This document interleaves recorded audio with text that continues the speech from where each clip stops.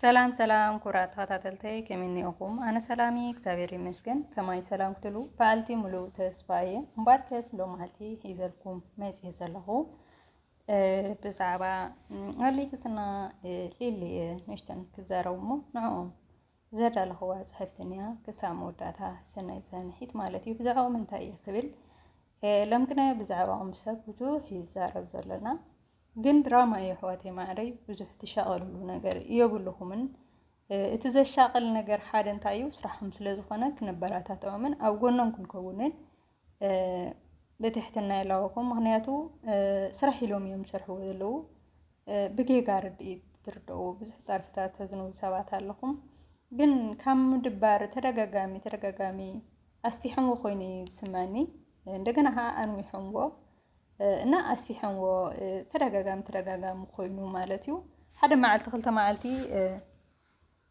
ያው መምሃሪ ኢሎም ሰርሕዎ ቪድዮ ክኸውኑኒ ይኽእል እዩ ኩሉን ናይ ባዕሉ ርድኢትን ናይ ባዕሉ ተሓሳስባን ኣሎ ብደንብ ዝርድኦም ሰብ እውን እኒአዩ ሕደ ኣይኮነን ብጣዕሚ ነድንቆም ብዙሕ ነገር ካብኦም ንፅበ ሰባት ኢና ብሕማቕ ዝረአናዮ ኸዓን ብሕማቕ ክንፈርዶምን ክንፀርፎምን ወይ ከዓ ክንዝልፎምን የብልናን ምክንያቱ ስራሕ እዩ ስራሕ እስካዕ ዝኾነ ድረስ تسرحهم بخبري كم تنفوتهم كم تنخورهم كا سبسكرايبهم يتشحنوا صحيهم نسيهم زرلي زلوا سون كالي خوانا زرلي ولا حد يلن سخا أي خوفولن بزول سخنة تواعم مال أختي يحلف إن حد زود ضربات عندنا بس خوين هون طعم صار طعم بأس يلن نمباليهم حد زنتهم قالتنا ثاري زلهم حواتي بكيكا أيتردوهم كلكم يدلي أتابعوهم كلنا نتابعهم دراما كقارص خان إذا فيديو ذا شير لايك سبسكرايب بمقبل أو بصح اللي ما له تيشير تجيرهم وي بس حلاك تجيرهم وخا وعلي بلايو سبسكرايب كع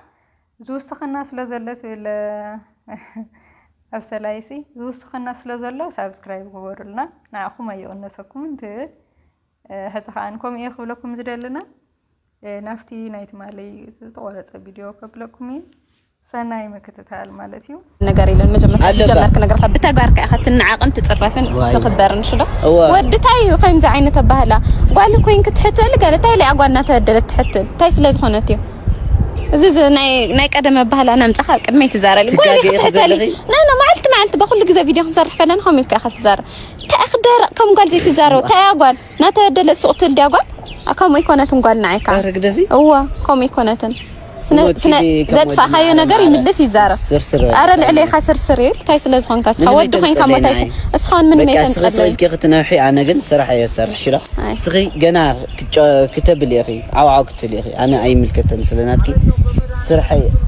صراحة يسرح أنا أعترضك لدي حتى سيجمرك نجرك كادو قدم مجمرت خندي سلكنا دولكن بداغمنا رخوكن عخخرك حيكل كلخو دويل كايكونن كدو ناتي سلك مليس كزيت فلط ودي كاب بحزو كل ነገር ወዲ ፕሮሰስ ከጅምረ ይምሰልኩ እንዲ ከደውል ካን ዕዘልካ ምን ታይ ኮሚልካስ ከመልስ حزي من يلو كفلت ስለዝደለኹ ቁርጽ ስለዝራኺ ተሐቀውን ይፍለጦ ቤተሰብ ይፍለጦ ፋሚሊ ስለዝወልኩ ኢለ ኩሉ ሀይ ምልከታካ አና ኮፍሊጣ تاخفليت سلناتي وجم خد أي ملكتان كاب بحز ديلك دس لك جرديلك خجبر كله خطين عايزة تسوي لك ملسك سلازي حز حسيت كأخهم كتوي خني هاني توعخل هو متوع كل مخنيات لني ያው ከምዚ ትርእይዎ ተፈራለየ ቃላት ተዛሪቦም ያው ካፍተን ተዛረውን ቃላት ሓደ ዘለፋታት ይርእለኹ ያው ኣብ ጸባሲ ሕንዳ ጸርፍ ከም ዘየለው ወይ ከዓ ሕንዳ ዘረባ ከም ዘየለን መሃሩን ክኸውን ይኽእል زلفاين بزحلهم كم تنفوتهم كم تنخورهم كع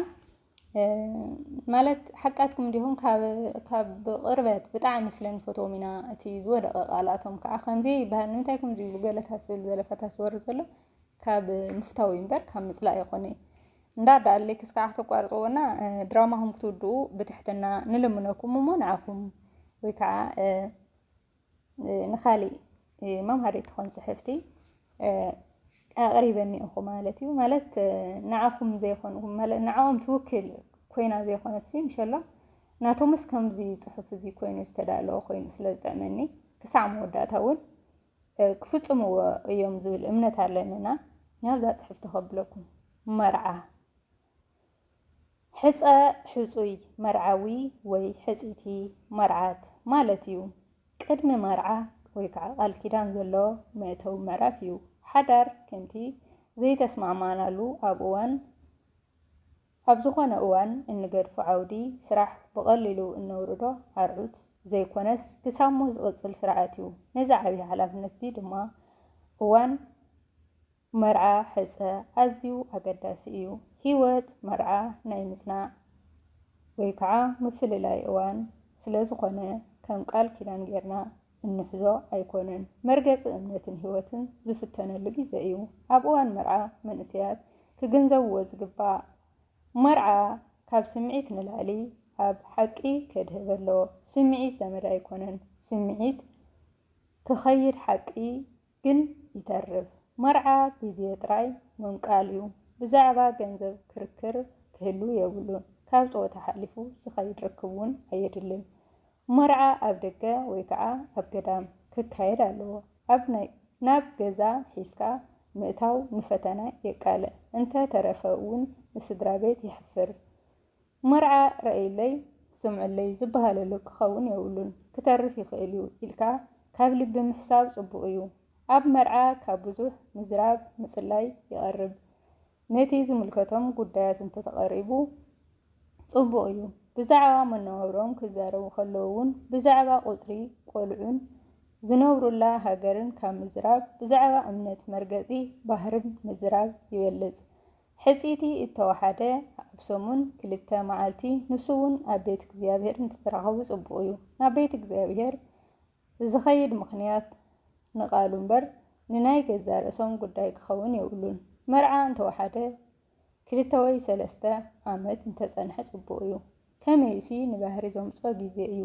ውሽጥና ከም ዘይኸውን ዝነግረና መርዓ ይኹን ኢልና ምኽሪ ምሕታት ቅቡል ኣይኮነን። ንኣብነት ምስ ዓርኪ ናይ ዓርክና ሕፂቲ ንምዃን ክንመኸር የብልናን። ዮሃንስ መጥምቕ ንቴድሮስ ንሰበይቲ ሓውካ ክትእቱ ኣይግበአካን ኢሉ ስለ ዝገሰጦ እዩ ክሳዱ ተቆሪፁ። ዘይግባእ ፍቕሪ ዝጀመሩ ዘይግባእ ዋጋ ይኸፍሉ። ኣብየል እኖሮ ወስን ኣጨጌ ኣቡነ ፊልጦስ እውን ንኣፄ ዓምደይ ጽዮን ሰበይቲ ክተእቱ ኣይግበአካን እዩ። ብምዋሎም ተገሪፎም ካብ ወንበሮም ተሰዲዶም ኣብ ስደት እውን ነቢሮም። ዘይግባእ ዕርክነት ዝጅምሩ ነቲ ዝቃወምዎ የጥፉ። ነቲ ሎሚ እውን ቀጻሊ እዩ። ብዙሓት ኣገልገልቲ እግዚኣብሔር ግደፍዎ ብምባሎም ኣብ መከራ ወዲቖም ኣለዉ። ኣብ እዋን መርዓ ሂወት ሓዳር ምንባር ኣብ እዋን ሓዳር ከዓ ሂወት መርዓ ምንባር ከስዕብ እዩ። ንሕፂትኻ ሰበይተይ እናበልካ ምጽዋዕ ጌጋ እዩ። ጽባሕ ናትካ እዩ ኢልካ ርካቤ ስጋ ምፍጻም ሓጢያት እዩ። ኣብ እዋን መርዓ ርካቤ ስጋ ዝፍጽሙ ኣብ ሓዳሮም ንምጽናዕ ዓቕሚ የብሎምን። ኣብ እዋን መርዓ ፍልሊ እንተ መጺኡ ነቲ ፍልሊ ባህታ ስለ ዘሎ ዝኸውን እንተተናኸፍካ እንተኾይንካ ጥራይ እዩ። ሕፂቲ ኣብ ግልጽን ሰፊሕን ቦታ ክረኸቡ ኣለዎም። ኣብ እዋን መርዓ ዝረአ ባህሪ ምስ ኣተኹ ወይ ከዓ ምስ ኣተዋ ክቕይሮ ወይ ከዓ ቀየር ብምባል ዕሽነት እዩ። ሕጂ እወ ዘይበለ ኣብ ሓዳር እወ ኣይብልን። ሕፂቲ ምስ መንፈሳውያን ኣቦታቶም ክመኸሩ ኣለዎም። ካብ ሓደ ንላዕሊ ሕፁይ መሓዝ ቅቡል ኣይኮነን። ኣብ መርዓ ፍልሊ እንተመፂኡ ብስምዒታዊ ጉድኣት ክንጥቀቕ ይግባአና። ናትና እንተዝኸውን ዝኾነ ሰብ ኣይመወሰደን ነይሩ ማለት ናይ ሊሊና ኣሌክስንሲ ኣነ ብሓሳበይ ማለት ኢና ትጽሑፍ ንዖም ኢለ ዘይኹንኩ